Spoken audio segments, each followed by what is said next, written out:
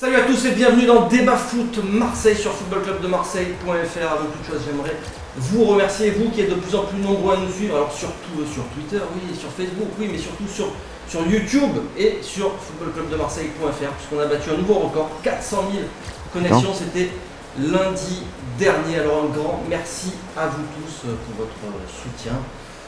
Et on passe au programme du jour, un programme chargé, mais surtout un programme monothématique. Et oui, c'est le cas depuis mon retour de vacances. On ne parle que de mercato, un programme 100% mercato avec des spécialistes mercato. Et oui, qui peut s'asseoir en face de lui et dire qu'il a de meilleures infos mercato? Ah, il y en a, vraiment, il y en a. Oh, c'est beau là. Avec nous aujourd'hui. Bonjour, en tout cas, merci de m'accueillir à Marseille. Alors, j'étais au marché Castellane, j'ai récupéré des lunettes à 5 € là. Et là, c'est fort ici parce que ça devrait être du plastique et même, elles ne donnent pas l'impression d'être en plastique. Non. Donc, Marseille, c'est vraiment, on fait des bonnes affaires. On fait certainement des bonnes affaires aussi au niveau des joueurs, non? On va en parler. Voilà, je mets mes lunettes à 5 €, acheté marché. On va en parler. Place Castellane. En tout cas, je te remercie d'être passé nous voir. Bah, écoute, ouais. Tu descends à peine et Ouais. la porte, C'est sympa de me recevoir, merci pour le café. Et puis franchement, je trouve votre décor sympa là, et puis j'aime bien le maillot là derrière. Ouais. C'est celui de Waddle celui-là, non? C'est celui de Waddle. Ah, Waddle, Et il mettait celui-là. C'est la Le mien, génération ça c'est le mien, 90, c'est celui que je portais quand j'étais minot. D'accord, Ah, ça. c'est bon. Parce que Mais ça, apparemment, c'est celui de Deschamps. Oui, au niveau du numéro. Le numéro. Ouais, après, c'est l'époque. celui-là, il est, T'as un vainqueur. tu vois, il est simple, mais il est bien, tu vois. Mhm. Voilà. Alors qui peut s'asseoir en face de lui et lui dire qu'il a de meilleures infos sur l'OM? Bah écoute, Mathieu Grégoire est avec nous. on envoie aussi quelques merguez avec Nabil, mais là ce qui est bien c'est que j'ai acheté une plancha. Donc on va pouvoir s'en faire cette semaine, on invitera quelques internautes. Salut les gars, moi j'ai mis mes lunettes aussi. Correspondant, on ne te présente plus, du journal L'Équipe, on l'a pas dit, la chaîne L'Équipe France Football. Ouais. Et donc alors, on est regardé par le peuple marseillais là. Tout le peuple marseillais te regarde. On va voir Monsieur Hérault, bonjour. Ah, il fait partie du peuple marseillais. Hein, Ouais, il est en tournée en Chine là en ce moment, on lui D'accord. passe le bonjour. Ouais. Ok. Alors qui peut s'asseoir en face de lui et lui dire qu'il a de meilleures infos sur l'ASC Vivo Sauvagère? Morad Hart est avec nous aujourd'hui. Voilà, correspondance à la Vivo Sauvagère.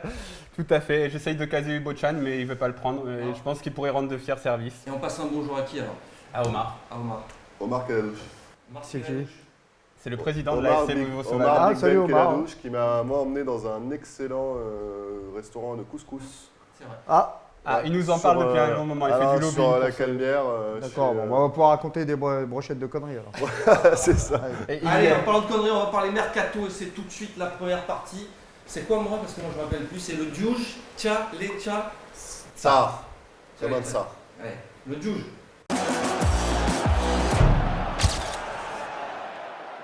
Alors messieurs, le Djouj qui a signé donc cette semaine, la semaine dernière plutôt, c'était vendredi dernier, l'officialisation pour environ 19 millions d'euros, c'est ça si je ne me trompe pas, Mathieu? Ouais, on est dans ces sommes-là. Ouais, on était parti à 17 millions plus des bonus.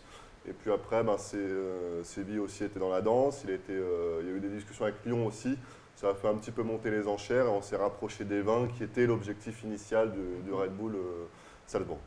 Alors, c'est un peu toi qui as sorti le premier l'info sur, Ouais. sur le Djouj.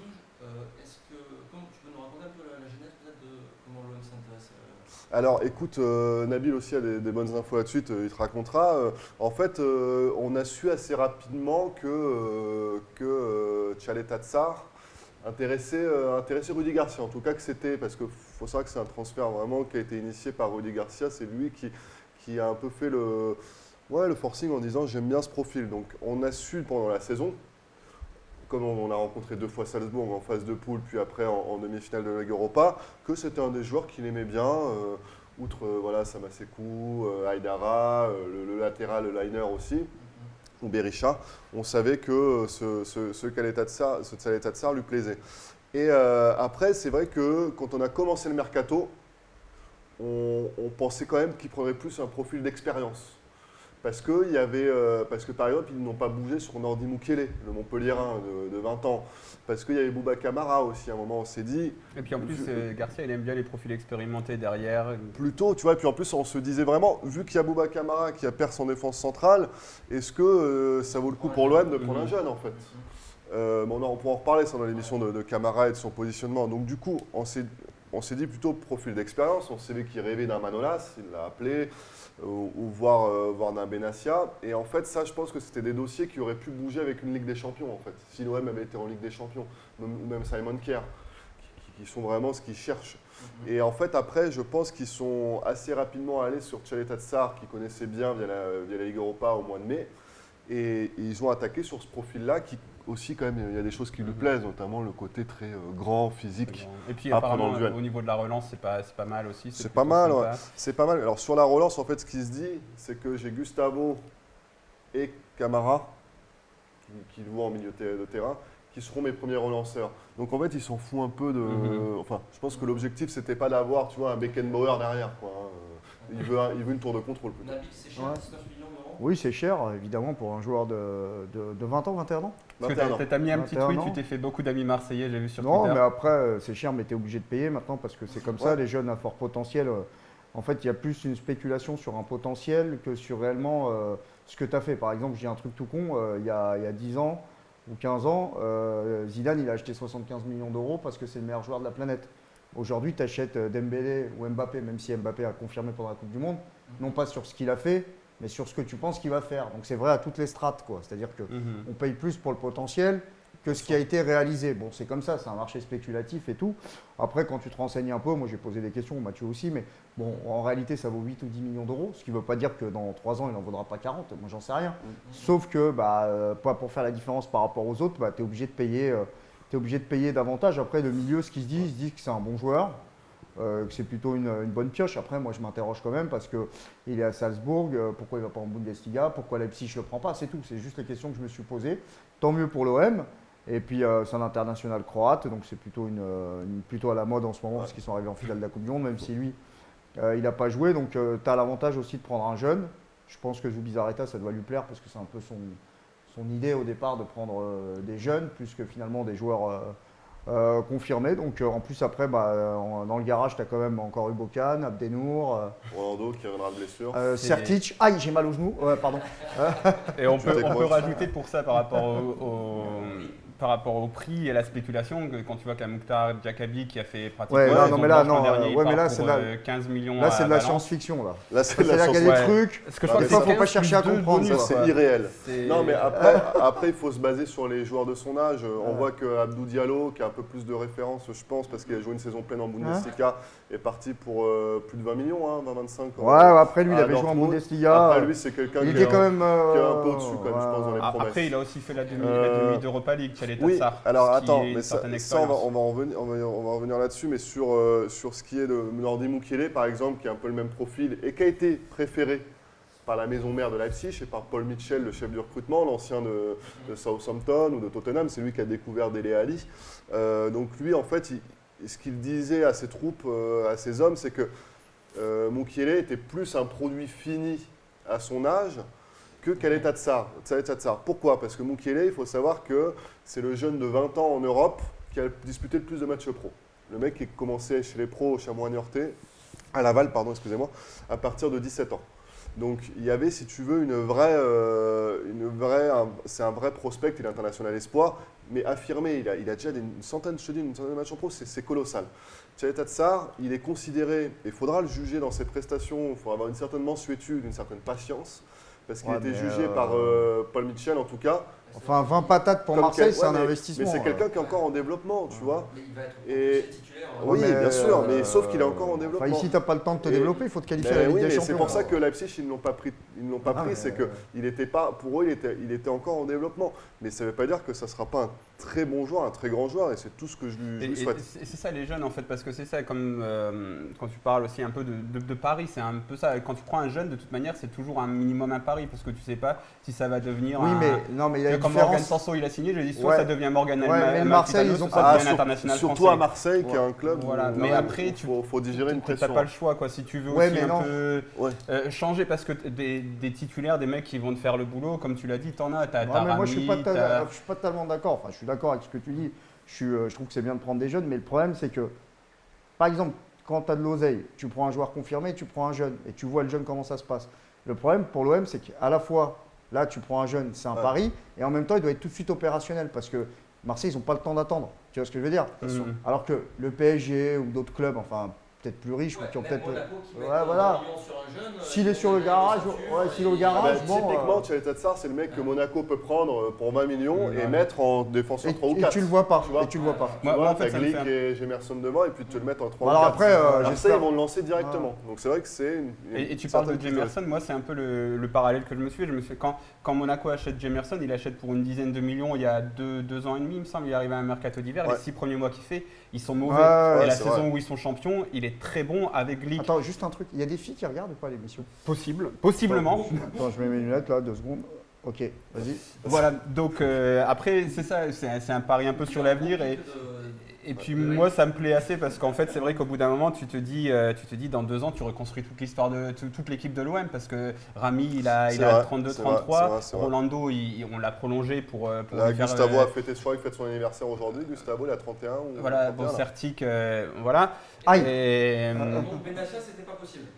Benassia il ne veut pas venir. Alors déjà Benassia il voulait pas revenir. Il veut aller à la Juventus de Turin, il va jouer avec Cristiano Ronaldo. Ça c'était assez clair, il voulait pas Comment revenir. ça, il va pas rester, il va vouloir rester. Après il a peut-être des touches, son nom a circulé dans des clubs anglais, notamment Arsenal, mais il n'y a rien eu. Mais un joueur comme ça, bon après il a un rapport particulier avec l'OM parce qu'il a été formé ici, il n'a pas été gardé par Anigo notamment. On connaît l'histoire, il l'a répété assez de fois. Moi je pense que c'était pas du tout son projet de venir jouer à l'Olympique de Marseille. Ou alors il aurait fallu que l'Olympique de Marseille soit le vrai rival du PSG, c'est-à-dire qualifié en Ligue des Champions et pas loin du PSG, tu vois. Et là tu es encore un peu à distance parce que bon le PSG c'est vrai qu'ils ont des moyens, c'est d'une autre planète quoi, tu vois. Juste pour revenir sur ce que tu disais et conclure sur cette partie-là. Conclure alors c'est pas mon truc, hein. Vas-y. Ouais. Non mais juste sur Tchaleta Tsar, pour terminer sur le prix. Effectivement, il y a eu ce beau parcours en Ligue Europa qui a fait qu'il est devenu une valeur un peu cotée sur le marché. Mais, et ça c'est vrai que ça reste une petite point d'interrogation et j'espère qu'il va le dissiper très rapidement, c'est un joueur du championnat autrichien. Et le championnat d'Autriche, honnêtement, c'est pas le championnat d'Allemagne, c'est 7-8, c'est ça en termes de championnat minimum. Donc, en Europe, donc il va falloir qu'il passe un cap. Voilà. Mais souhaitons-lui, puis il va être bien à côté de Rami. Ça va le faire. Il va avoir Gustavo devant, Rami à côté. Après c'est un Croate, alors il est entre de bonnes mains. Avant d'être à Salzbourg, il était où? Il était en Croatie, mais il est parti très tôt parce que j'ai contacté des mecs qui suivent le championnat croate. Ils m'ont dit on ne le connaît pas, il est parti. C'était pour savoir s'il avait connu 16, des 17 ans. ambiances chaudes. Parce que Mais juste, si je peux. Moi, je suis le côté très positif aujourd'hui. J'essaye de bien me faire voir par l'OM. Regardez-moi, je suis gentil. Mais la dernière fois où on parlait un petit peu de ça, de l'OM qui s'aligne sur les prix du marché, même si c'est un peu au-dessus de la valeur, c'était pour le salaire de Gustavo. L'an dernier, on se disait c'est pas un peu cher le salaire de Gustavo, mais il avait fallu s'aligner sur les prétentions, sur ce que lui offrait l'Inter de Milan, etc. Voilà, mais on se disait aussi qu'il venait d'un club relégable en Allemagne. Ouais, non mais de toute façon, tous les prix comme ça, on va pas se mentir, moi je me rappelle, on avait déjà des débats sur le prix de Lucho en 2009. En fait, il est de toute façon, le prix, il est corrélé à ce que va faire le mec après. On va avoir le regard sur ce qu'il fait. Là, Mbappé, 180 millions d'euros, ça fait pas cher au final. Mais tu vois, aujourd'hui, ce qu'on se dit, c'est que ça fait pas cher. Donc, on va le laisser grandir. Juste un dernier truc sur ça, c'est qu'il faut savoir que, contrairement justement à Gustavo, où on va être un petit prix de transfert, un énorme salaire, là, on va avoir un gros prix de transfert et un petit salaire, ou en tout cas un salaire assez moyen, on va être, je pense, j'ai pas encore trop d'infos, mais autour des 200 000 euros. Après, c'est des salaires évolutifs. Ou des 150 000 euros bruts par mois, donc on est sur un petit salaire qui doit être 3 ou 4 fois moins qu'un Payet ou qu'un Gustavo. Sur un salaire à la Certic. Donc oui, sur un salaire à la Certic, exactement. Donc si tu veux, là il faut voir cette enveloppe globale sur 5 ans, tu y gagnes un peu. Très rapidement, parce que ça m'intéressait, juste pour moi, peut-être que je la couperai après au montage, on ne sait jamais. Mais Camara, toi tu as l'air de penser que le jeune Camara, Garcia compte encore le faire évoluer au milieu de... Alors écoute, moi les échos que j'ai, c'est qu'il pense effectivement le faire jouer toujours au milieu de terrain. Ouais. En premier relanceur comme Gustavo. Il a montré toutes ses qualités en défense centrale la saison dernière. Oui, mais souvent dans une défense à 3, il a peu fait de défense à 2, il a dû en faire peut-être à Guingamp. Contre Montpellier. Et contre Montpellier, intéressant, qu'il avait été contre très bon, Montpellier. Non, mais c'est attention, et moi je le trouve très bon en défense centrale. Rudy Garcia pense qu'il est un peu petit pour ce poste-là. Comme Didier Deschamps pensait que Umtiti au départ était trop petit pour jouer en charnière, mais l'histoire a fait qu'avec les blessures, les défaillances de Sakho et tout, il s'est retrouvé en charnière centrale. Tu vois, des fois le football, faut faire attention. Il va le replacer sur un match, ça se trouve en défense centrale, il va donner satisfaction, il va se dire oh non, mais finalement il bouge plus. Mais pour l'instant, vu qu'il n'y a pas 150 milieux, je pense qu'il va être dans la rotation des milieux avec Sanson, Anguissa, Lopez, Gustavo et lui. Donc ça nous fait les 5 milieux un peu référence de l'OM. Donc c'est bien aussi, il va jouer. Alors messieurs, quelle est la question qu'on vous pose chaque matin quand on vous croise dans le métro à Marseille ou au restaurant ou au cinéma? Moi, est-ce que tu es célibataire?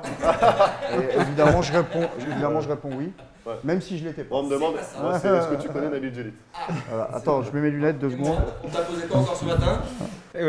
Alors Balotelli va signer. Je salue mon ami du métro. La réponse, peut-être pas aujourd'hui, mais on va essayer.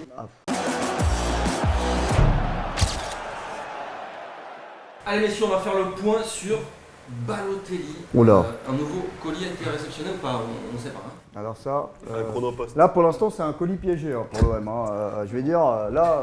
Si vous avez été viré par la poste récemment parce que vous avez divulgué des informations, contactez-nous. Nous sommes intéressés. C'est bien parce que ça fait des feuilletons en fait. Un mercato sans feuilleton, tu t'enquiquines et là tu as du désir et en fait l'attente est là. Tu vois, c'est comme le désir. Tu vois. Et le désir, on sent qu'il est vraiment les fort. scénaristes du feuilleton, ils commencent à se répéter un petit peu. Le problème, c'est qu'ensuite, quand tu as assouvi ton désir, des fois, t'es pas aussi heureux que tu le pensais au départ. Et quand tu l'assouvis pas, t'es frustré. Alors, ce week-end, nouvel épisode, encore une fois, on nous a annoncé l'arrivée imminente de Balotelli. C'est quoi ta source? C'était Alexis Bernard, le directeur général du Disport. Le DG du Disport, le CEO du Disport. Le CEO du Disport, tout à fait, donc qui s'est mouillé, il a dit c'est bien. Accord vraiment proche. Mais le problème, c'est que c'est juste son 50e parce que on a eu Julien Emerge Saucisse, on a eu Manu Longeon, on a eu Di Marzio. Bon, Di Marzio, je le classe quand même dans une autre catégorie. Pédoula. On a eu Pédoula, on a eu. Alors après, effectivement, il peut y avoir un accord assez rapide sur le contrat, mais en fait, c'est un jeu à 3 entre Nice, Raiola, Balotelli et l'OM. Et donc à chaque fois, c'est un jeu d'échecs à 3. Et effectivement, si on bouge un peu sur le contrat, on va enlever de l'argent ailleurs sur la commission de Raiola ou sur l'indemnité de Nice. Donc oui, on peut avoir un accord qu'on n'en ait pas un en fait. Après, il y a des trucs un peu bizarres. Je pense que parce qu'il y a Alex Requena qui est le project manager qui est en Chine actuellement, qui a mis une photo de Balotelli sur son compte Twitter, tout ça. Bon, c'est vraiment la team intérêt à signer là, parce que là, on cherche tous les signes. Ouais. Bon, après le colis, je veux dire ça, c'est presque. Après l'OM, Sinon, si vraiment vous êtes emmerdé, si vous cherchez un latéral gauche, il y a Racine Colli du côté de Nice qui joue pas beaucoup. Ouais. Ça peut faire une bonne affaire. Ouais, mais ce qui est Racine Colli piégé, ouais. Non, vraiment. mais continue. Non, mais tu peux faire un package avec. Non, je sais plus ce que je voulais dire. C'est horrible. Ah oui, non, mais l'OM, c'est marrant parce que c'est qu'ils sont dans une nouvelle. On a vu une nouvelle posture très 2.0 sur les médias, les documentaires, pas les documentaires, etc. Et sur Tchalé Tatsar, c'était assez marrant parce que ils ont lancé la petite vidéo là que vous avez vue, d'annonce de Tchalé Tatsar. Alors, je vous divulgue pas un secret d'État, c'est pas Tchalé Tatsar dans la voiture. Et donc ils l'ont fait, c'est marrant parce qu'ils l'ont fait 24 heures. Ils l'ont fait 24 heures avant. Il est arrivé Tchalé Tatsar jeudi et mercredi sur la corniche. Ça faisait plaisir d'ailleurs à pas mal de touristes qui étaient là, qui se baladaient sur la corniche, au pied là du maillot Adidas. Il faisait ce tournage de Tchalé Tatsar et tout. Mais à ce moment-là, il y avait encore l'ombre d'un doute, vous vous rappelez, il y avait l'histoire de Séville, il y avait l'histoire. Mais les équipes digitales de l'OM étaient déjà en marche pour faire ce clip, quoi. En marche, attention. Bon, mais par contre, ce qui est intéressant, ce que Mathieu a dit au début, pour retomber sur Balotelli, c'est que donc en fait, ce que tu nous expliques, c'est que l'OM a une somme d'argent, un budget Balotelli, grosso modo. Comment il dit, un prix de réserve, comme il dit. Il aime bien, c'est son expression à Jacques-Henri. Et donc c'est par rapport à ça, donc par rapport à ce prix de réserve, il y a un contrat, il y a sans doute un accord au niveau du contrat. Et par rapport à ce contrat, si Nice demande plus que ce que l'OM avait prévu de payer, c'est sur le contrat qu'on va rogner ou sur la commission. La chance de l'OM, c'est que la chance de l'OM, en gros, pour faire simple, quoi. Bon, là, ça traîne, c'est l'histoire de Kaya, on a compris, quoi. La chance de l'OM, c'est qu'un joueur de ce niveau-là, parce que quand tu discutes avec des gens du milieu, potentiellement, footballistiquement, c'est un attaquant à 60 millions. Enfin, sur les qualités de footballeur, proprement dit. Aujourd'hui, tu as des attaquants qui signent à 40, 50, 60, 70, 80. 90, il n'est pas moins fort que Morata, quoi, par exemple. Après, on a le droit de discuter de ça. Mais talentueux, en termes de talent, c'est un top, quoi. Enfin, ça fait partie des grands attaquants. La chance de l'OM, quand même, dans cette histoire, et c'est là aussi tu t'interroges, c'est que personne n'avance réellement sur lui. Alors, il a eu des offres de Chine, d'Arabie Saoudite, tout ça, mais il n'a pas envie d'une pré-retraite dorée. Donc ça pose la question de savoir pourquoi les grands clubs ne viennent pas sur lui. Donc on a compris qu'il y avait un facteur risque. Ils ont déjà testé. Voilà, il y avait un facteur risque qui était trop important. Donc moi je pense que ça va se faire avec l'Olympique de Marseille, puisque de toute façon le mercato avance. Alors, combien de temps l'OM peut-il encore attendre? Tu peux attendre jusqu'au 31 août. Il y avait soi-disant. tu peux attendre. Tu peux pas, non, là. Tu peux pas. Écoute, Non, mais je veux dire, il nous avait dit, l'OM nous avait dit, on va essayer de se faire une deadline le 30 juin. Bon, on voit bien qu'on a largement exposé la deadline. Après, moi, je pense que de toute façon, si ça se joue, c'est entre là et la fermeture du marché anglais 9 le 9 août. Parce qu'à mon avis, en Angleterre, il n'aura rien. ça va s'accélérer. Non, mais en Angleterre, il n'a rien, mais l'Angleterre va faire son marché, donc ça va se décanter à droite Après, à où gauche. il faut se méfier, c'est Donc, quand ils essayent de faire des attaquants à droite à gauche et des fois, ils ne les font pas et ils reviennent. Là, peut-être qu'il y a un club qui va sortir du bois. Là, on parle, par exemple. C'est volatile. Tu vois, là, on parle, peut-être à 14h, tu as j'en sais rien, moi, tu as le DG de la Fiorentina qui va appeler Raiola et fait ouais, bon, nous, on veut le faire maintenant. Et, Si Simeone part, voilà, Simeone part. Donc, c'est pour ça qu'il faut rester. Eux, ils ne feront pas de cadeaux parce que je pense que Balotelli, il aime l'OM. Il a bien compris que c'est un club qui pouvait lui correspondre. Mais on voit bien que c'est quand même comme les plaques tectoniques, quoi. C'est-à-dire que tu vois, il peut y avoir des failles, quoi. Ça peut bouger rapidement, quoi. Et s'il a une offre qui est intéressante ailleurs, ils y réfléchiront. Ça, c'est une certitude. Donc, il faut faire attention. Les postures elles sont assez simples. Donc, tu as l'OM qui a son prix de réserve. Nice qui dit, nous, c'est 10 millions, à peu près. Hein, je schématise. Nice, et Raiola qui dit, moi, c'est 2 millions. Et Raiola qui dit, j'en sais rien, mais Raiola qui dit en tout cas, qui dit à l'OM, vous avez un attaquant de ce calibre-là pour 10 millions, ce qui n'est rien. C'est une bonne affaire. C'est une bonne affaire. Normalement, il en vaut 30. Faites-moi manger sur ce différentiel. Il faut savoir qu'ils ont étudié plusieurs offres de contrat, l'OM. Ils en ont fait plusieurs. Hein. Ça change tout le temps. Hein. Il y a 3 semaines, c'était un 3 ans de contrat. Là, ces dernières semaines, c'était plutôt 2 ans de contrat, 1+1. Donc là, tu mettais la blinde. Tu lui mettais je pense que c'est mieux, moi. Tu lui mettais un salaire de ouf. Moi, et là, maintenant, on est revenu à un contrat de 3 ans. Sauf que tu le perds au bout de. Ouais, mais tu le prends pas pour le revendre. Mais tu le prends pas pour le revendre. De toute façon, il repartira, lui, derrière. Il partira en Chine, en Arabie Saoudite ou un truc comme ça. Au pire, même sur un an de contrat, tu peux prendre 20 millions parce que les Chinois ils sont capables de payer des sommes stratosphériques. Mais pour limiter le risque, parce qu'il y a quand même un facteur risque, s'il n'est pas sollicité par d'autres clubs, c'est que la pièce, tu la lances, soit ça tombe du bon côté, soit ça tombe du mauvais côté. Là, il y a un effet d'aubaine. Pour Marseille, ils ont la possibilité de toucher un top joueur à un prix défiant toute concurrence. Donc la fenêtre de tir, elle est parfaite. Mais en même temps, c'est comme quand tu fais des études de marché. Bon, je pense que vous connaissez ça mieux que ça que moi.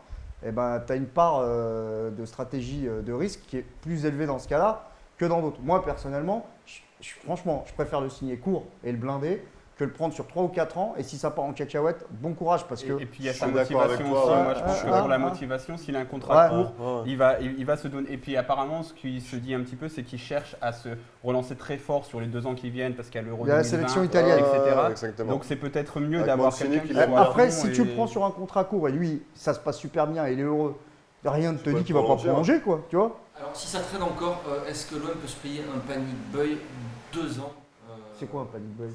C'est un achat dans le stress à la fin du mercato. Ah oui, sur la cloche, quoi. C'est Eman Abdenour, par exemple. Ouais, mais Abdenour, putain, moi c'est une déception, Abdenour, parce que je l'aime bien, je l'ai suivi. Je comprends pas ce qui se passe. Il reste encore quand même plus d'un mois. Non, ils ne feront pas la même chose. Non, je pense pas, moi. Je pense pas. Vaut mieux prendre personne, presque. Je pense qu'ils ont appris du passé, et comme dit Nabil, ils ont un Mitroglou qui peut être une recrue parce qu'il a fait une préparation entière et qui peut être l'attaquant de l'OM. On le voit sur. Ah oui, on peut repartir avec les mêmes. Ouais. Bah, en plus, ils n'ont pas vendu NJ. Après, tu as le marché d'hiver, qui peut aussi te permettre d'ajuster parce qu'il y a des gros attaquants qui vont être en échec ou qui vont être sur le banc et qui vont vouloir. Mais l'idéal, quand même, c'est ta saison, tu l'as réussi en pré-saison. Ouais. Donc l'idéal, c'est quand même d'avoir ton attaquant le plus vite possible, faire des matchs amicaux, le faire jouer le plus vite possible. Moi, j'ai un petit regret parce que sur les profils qu'on voit, parce que s'il y a Balotelli et Mitroglou qui sont dans la même équipe, bon, on sait que Balotelli a une frappe de balle assez incroyable, mais c'est quand même quelqu'un qui est quand même un joueur de surface aussi.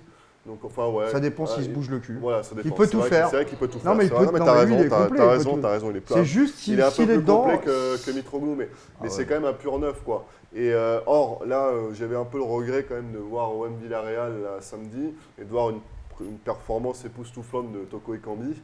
Et c'est vrai que ce qu'on se dit avec Nabil, c'est que c'est dommage qu'ils n'aient pas réussi à upgrader un peu leur effectif de ce côté-là en vendant NG et en prenant Toko, quoi. Parce que ça aurait été un autre Toko, profil. c'est 20 millions. Tu Excellent. vends NG, tu arrives à le refourguer 10 millions, tu remets 10 millions, tu fous. Si, tu peux est-ce vendre. que- Tu peux le refourguer à 10 millions. Et est-ce que Bien sûr. tu as les mêmes infos que RMC, par exemple, qui a un peu parlé d'un fameux plan B sous-marin dont le nom Ah n'aurait ouais. pas filtré et, Alors je vais même te dire, il y a même un plan C sous-marin, si le plan B sous-marin, ça marche pas. Ah, Il y a un plan non, D mais- sous-marin, si le plan C sous-marin. Non, parce qu'on entend ça, mais on a l'impression de l'extérieur. Non, mais j'ai l'impression qu'ils font, l'OM a ils tout font misé tapis. sur Balotelli. Ils font tapis sur Moi, je pense Balotelli. qu'honnêtement, sur Balotelli, ils font tapis. Après, sur, on leur propose des attaquants sur le peut-être. central, oui, on leur propose. C'est la vraie opportunité. Et si jamais. Ouais, bah, s'il n'y a pas, après, il y a d'autres possibilités. Mais moi, on en discutait avec Mathieu, mais par exemple, moi, Moussa Dembélé du Celtic Glasgow, pour moi, ça peut être l'attaquant de demain de l'équipe de France, tu vois. Le il est bon jeune. vieux retour ça va être le nouveau serpent de mer de l'OM, lui. je Bah lui, pense. moi je connais un peu, tu vois, on connaît un peu un peu quelques coulisses. Moi je sais que Zubizarreta, par exemple, Moussa Dembélé, c'est un profil qu'il pourrait faire. Voilà. Mhm. Mais Après, donc forcément qu'il y a des dossiers un peu sous-marins. À la rigueur, nous, on est un peu les destroyers. sinon qui prenez sont là- Slimani, hein. qui sont C'est là un chien pour, de la casse.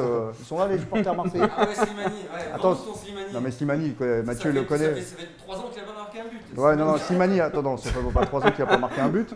C'est juste qu'à Leicester, ça l'a pas fait avec. Ça l'a pas fait depuis 3 ans. Attends, c'est une équipe en bois, Leicester. Heureusement que Mahrez il s'est barré d'ailleurs. Non mais Il y a sérieux. Maguire aussi, quand même. Hein? Il y a Maguire. Ouais, Maguire, par contre, il est en galère parce qu'ils ne le laisseront pas partir. Non, mais prenez, regardez-moi les gars. Islam Slimani, chien de la casse, profil à la Cavani, ça cavale partout, c'est un tueur de la tête, redoutable. Il a un Mitroglou dans chaque jambe. Non, par contre, c'est vrai que. Bah quoi? 2 buts en 3 ans. Non, non, non. Non, mais vérifie les stats, c'est pas 2 buts en Slimani, 3 tu le mets ans. dans un- C'est 27 buts au Sporting du Portugal avant de se barrer. Donc. Tu le mets dans un club français, Slimani, il est à 10-15 buts. Ah non, non, il est plus qu'avec 10-15 buts. Non, mais bon, en tout cas, c'est vrai que ça serait Allez, une ça bonne nous affaire. permet d'aller sur la dernière partie de cette émission Mercato. La suite, c'est quoi à l'OM? On en parle maintenant.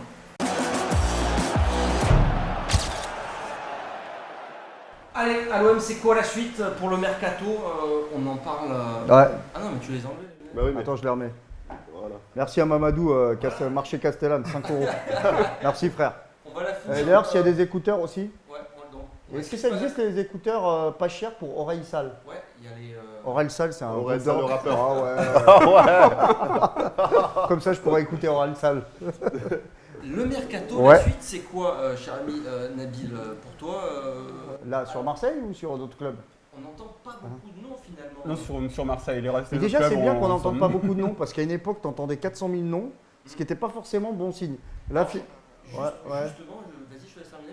Non, mais déjà, leur mercato, ils ont quand même reconstitué cette équipe sur les 2 derniers mercatos. Ils ont dépassé quand même beaucoup d'argent. Ils ont l'ossature, on va dire.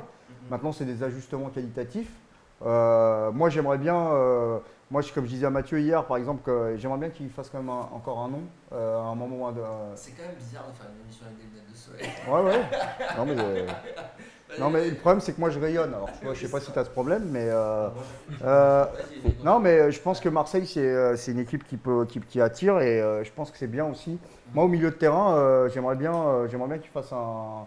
Bon, ça a parlé de Strootman, des trucs comme ça, non Ouais, bon, ça, ouais, c'était c'est un petit difficile. peu lointain quand même. Ouais. C'est difficile de le faire. Bah, je pense, Mathieu, ouais. on entend- Ouais, Mathieu, pas beaucoup de noms qui circulent et donc, petite théorie qui circule, c'est de plus en plus compliqué de travailler sur le mercato à l'Olympique de Marseille aujourd'hui, d'avoir des infos. C'est un truc qui pas te plaît trop. bien, ça. Ouais, c'est une théorie qui te plaît pas beaucoup. Depuis C'est la plus nouvelle compliqué de bosser sur le direction, mercato ça- en tant que suiveur de Non, l'OM mais aujourd'hui qu'avant. non, le truc, c'est que ça, j'en ai souvent parlé. Pour moi, le mercato, ça a toujours été hyper compliqué. Quelles étaient les directions, que ce soit. Alors, Dacier, peut-être un peu plus open bar, mais que ce soit le président Diouf, le président Labrune, la nouvelle direction. Voilà, c'est du mercato, il lâche pas grand-chose et nous, on est là pour se battre, quoi. Comme je te dis, on est des destroyers, on doit couler des sous-marins. Alors des fois, ça marche, tu vois, Tchaleta Tsar, c'est du boulot et on a réussi à l'avoir dans l'équipe. Des fois, ça marche pas, mais ça a toujours été comme ça, quoi. Même, tu vois, Trio, par exemple, au Girondins de Bordeaux, était connu pour être un énorme menteur sur le mercato. Paris, c'est compliqué. Monaco, tu vois, Monaco, ils prennent plein de jeunes, on les voit pas arriver derrière les fagots. Donc, si tu veux, le mercato, en soi, c'est une matière compliquée. Alors, là, moi, ce qui m'a toujours rendu les choses compliquées, c'était, comme j'expliquais très simplement sur les derniers mercatos, c'est qu'en fait, ils sont dans l'opportunité. C'est des opportunistes, entre guillemets. C'est-à-dire que Zubizarreta, il voit plein de monde. Par exemple, tiens, je vais donner des exemples sur ce mercato d'été-là. Il a vu l'agent de Sofiane Bouffal à Marseille. Il a vu les agents de Marwan Fellaini à Marseille. Il a eu au téléphone Trezeguet, là. C'est Nabil qui l'a raconté dans France Foot, qui a parlé de cette piste, mais moi, derrière, on m'a dit qu'il a eu Trezeguet au téléphone, l'attaquant égyptien. Donc, si tu veux, ça, on sait tous ces trucs-là. Mais est-ce que ça veut dire que Trezeguet ou Bouffal ou Fellaini sont des pistes crédibles qui vont se concrétiser? Et est-ce qu'on va balancer ça en sachant qu'il y a quand même le risque que ce soit une demi-saucisse ou une demi-merguez? En tout cas, il y a des contacts. Tu vois, on sait beaucoup de choses, mais de là à dire c'est leur priorité, c'est ça qui est peut-être un peu plus compliqué. Mais même entre eux, des fois, l'info, elle met beaucoup de temps. Tu as vu que c'est long. Ils mettent longtemps à faire les dossiers. Ça, c'est quelque chose que je vois dans la direction. Balotelli, ça fait plus de 2 mois. Tcheleta Tsar, apparemment, ça a quand même duré plusieurs semaines. C'est une sorte de pognon, c'est parce que Balotelli, il fallait le faire l'aide. Si t'as l'argent, tu vas vite, non? Non, c'est pas ça. Après, attends, il y a des discussions et ça fait pas toujours l'unanimité. Moi, je pense qu'entre Garcia et Zubizarreta, même si ça se dit pas trop, enfin, moi je le dis, je m'en fous.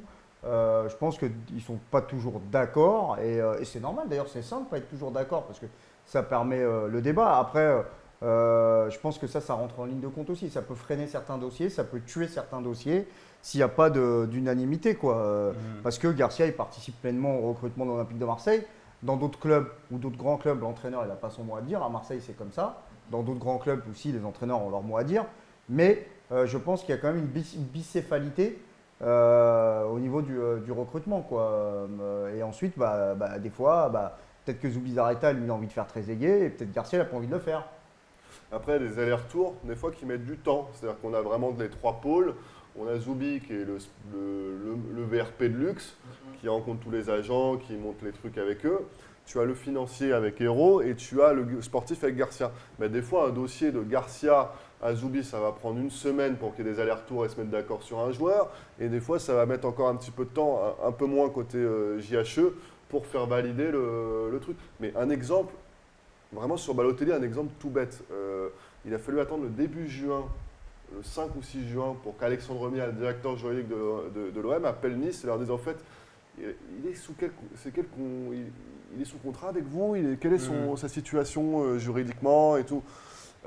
Bon, ils étaient dessus depuis 3 semaines. Hein. Donc tu vois le temps que ça met un peu. Voilà, donc après, ça explique, je vous donne des clés un petit peu pour comprendre le mercato de l'OM. Je pense aussi, comme dit Nabil, qu'ils ont leur ossature, donc ils sont sur moins de monde cette année. On est sur un mercato beaucoup plus mesuré, vraiment mesuré. Si Balotelli signe, je pense qu'il n'y aura pas plus d'1 ou 2 recrues derrière. Après, c'est surtout les départs sur lesquels ils doivent travailler. Sur les départs, c'est ça aussi. Et ça, il faut mettre la main dans le cambouis, et ça, c'est plus compliqué. Et pour finir un petit peu sur ça, ce qui est intéressant sur aussi les recrues étrangères, par exemple, c'est que souvent, tu as plusieurs agents et que quand il y a des infos, un journaliste peut être en contact avec un agent, l'autre peut être en contact avec un autre agent. Par exemple, Carlos Bacca, l'année dernière, vu que je parle un peu espagnol, c'était assez simple de contacter l'agent équatorien de Bacca, qui me disait tout le temps, mais il y avait des trucs dans la presse française qui sortaient cet effet. Mais moi, je vous ai dit ça ou comment vous… Enfin, il a complètement contredit, au final, ça ne s'est pas fait. Mais en France, c'était Yvan Lemay, je pense, qui avait le mandat pour le faire, donc il y a aussi ça. Lui, il poussait pour que ça se fasse. Déjà tu as ce que Mathieu a très bien expliqué, tu as ces ramifications internes à l'OM, et puis après, tu as aussi les ramifications externes. Ramifications voilà. Donc tu peux reprendre là-dessus. Les départs, on en parlait, c'est aussi dur de faire partir tous ces joueurs qui sont encore sous contrat. Parce qu'ils ont des gros salaires. Indésirables. Ils ont des gros salaires. Parce que ça fait déjà 2 ans qu'on essaie ils ont des gros salaires, ils n'ont aucune raison de partir si on ne leur trouve pas l'équivalent. Donc ça, il y a ça, et moi je pense aussi, là, faut mettre la main dans le cambouis. Mettre la main dans le cambouis, et je pense qu'il ne le fait pas, Zubizarreta. Ou pas assez. Ah oui, ou pas assez. À partir du moment où tu te retrouves à virer Rod Fanny pour faute lourde, pour une interview avec l'équipe, à partir du moment où tu mets Bédimo pour faute grave aussi, avec son histoire de centre de formation c'est pas très classe. Ça veut dire que tu n'es pas capable de trouver une porte de sortie à tes joueurs, que ce soit une résiliation ou même un club, tu vois. Donc là, on le voit, ils demandent une somme mirobolante pour Cabella. J'ai l'impression que ça l'intéresse pas. En règle générale, dans le foot, c'est après, il y a les agents. T'appelles des agents. Après, les agents, ils doivent sortir les agents des joueurs. des fois ils peuvent traîner, ils se disent ah non mais attendez, nous allez vous faire foutre, excuse-moi l'expression. Tu sais, enfin c'est entre eux. Hein. Ils se disent non mais nous on va pas, c'est pas nous. Mais tu mandates des mecs. Ouais, Zubizarreta, il a bien mandaté un mec qui s'appelle Martin Camacho Martin, qui est un jeune agent catalan. Il l'a mandaté sur le dossier Luis Gustavo avec un mandat de l'OM l'an dernier. Donc il est capable de mandater ce Martin Camacho Martin que je connais pas. Il est capable de le mandater, je sais pas, pour trouver une porte de sortie en Espagne, pour Obochan par exemple, ou pour Cabella, tu vois. Donc c'est du boulot et j'ai l'impression que sur ça, ils sont quand même moins en pointe que sur les arrivées, où là on a une filière plus classique où ça travaille, quoi. Et puis c'était dans l'équipe aussi, dont vous aviez parlé de cette idée qu'il est plus à l'aise de travailler sur des gros dossiers, sur des dossiers type Ligue des Champions, que sur des dossiers, un peu bas.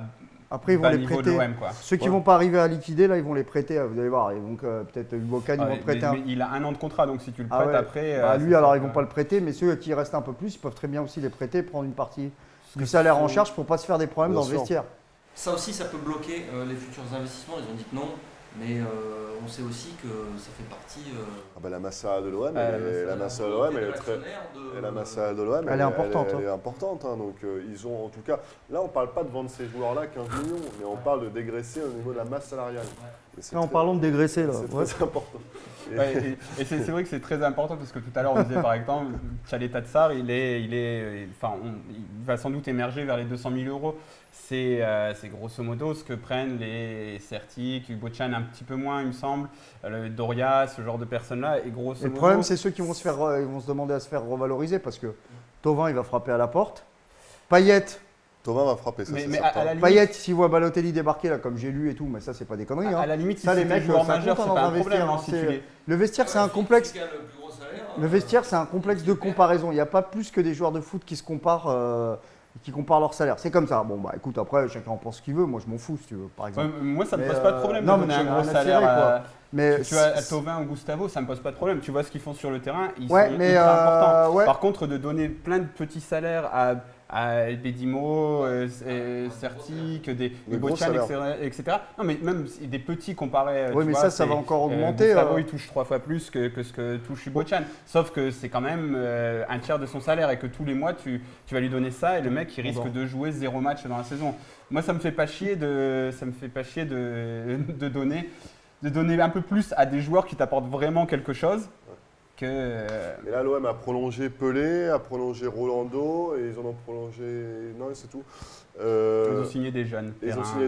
Je pense que vraiment, ils seront assez fermes au niveau des revalorisations. Ils vont pas vouloir revaloriser après les autres. Hein. Sur la suite, Jean-Pierre, il va lui plaire. Donc, on l'a dit en première partie, a dépensé 20 millions déjà sur un seul joueur. C'est possible de voir un autre joueur arriver à ce niveau d'investissement-là ? Alors, moi, je pense, je te parle parce que, comme je te dis, ils sont dans l'opportunité, en fait. Il faut vendre. Donc, voilà. Moi, je pense que là, ils vont prendre Balotelli. Donc, si tu rajoutes 10 millions, plus un salaire important, des primes, ça fait cher. Donc, tu vas être à plus de 30 millions mis sur le marché.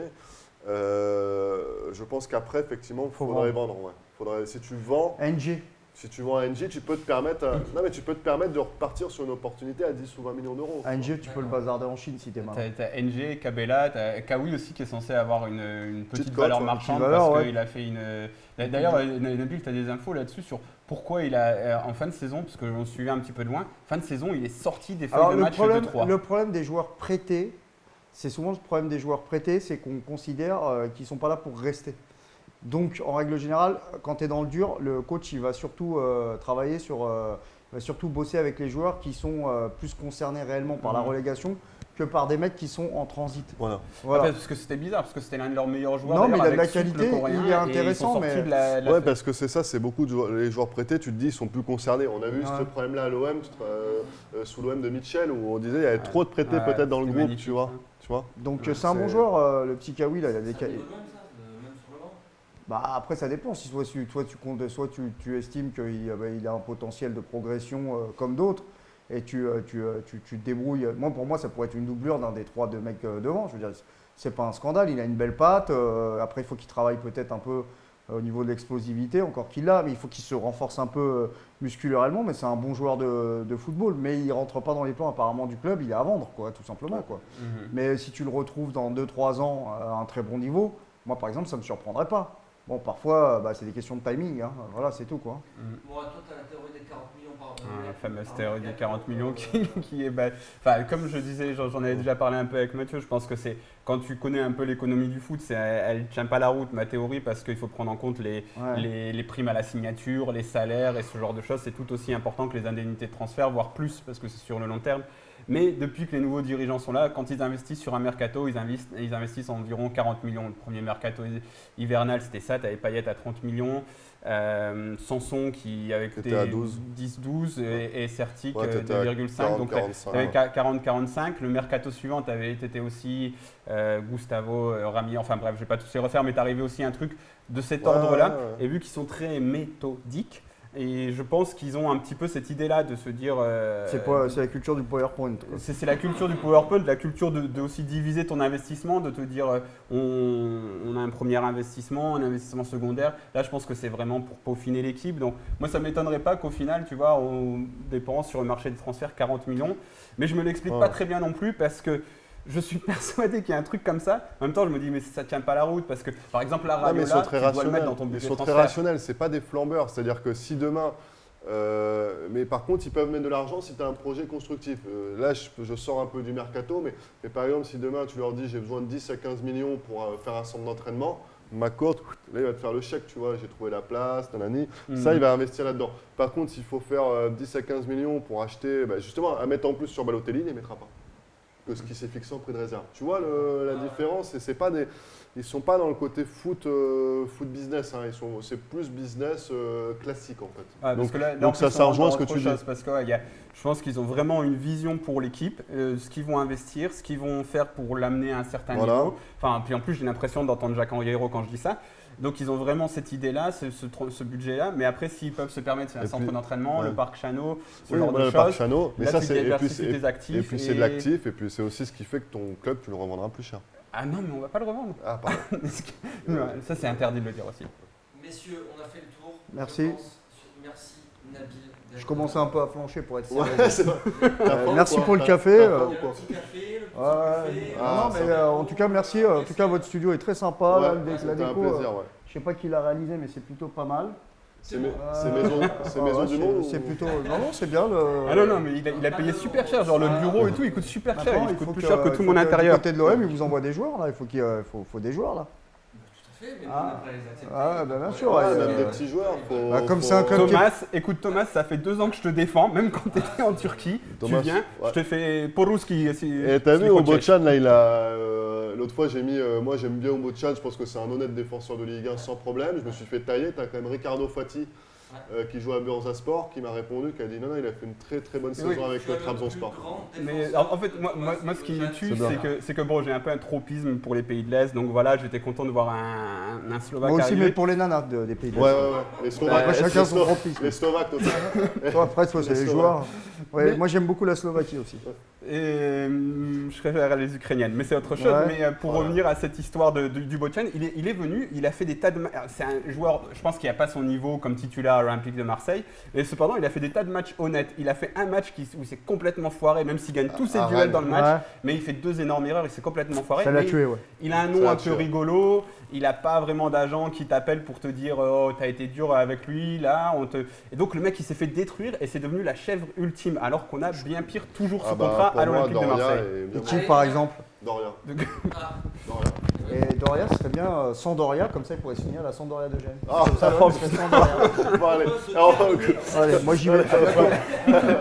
Merci Mathieu. Merci. Merci à tous pour cette C'était un plaisir. nouvelle émission qui sera jeudi prochain. Allez, ciao.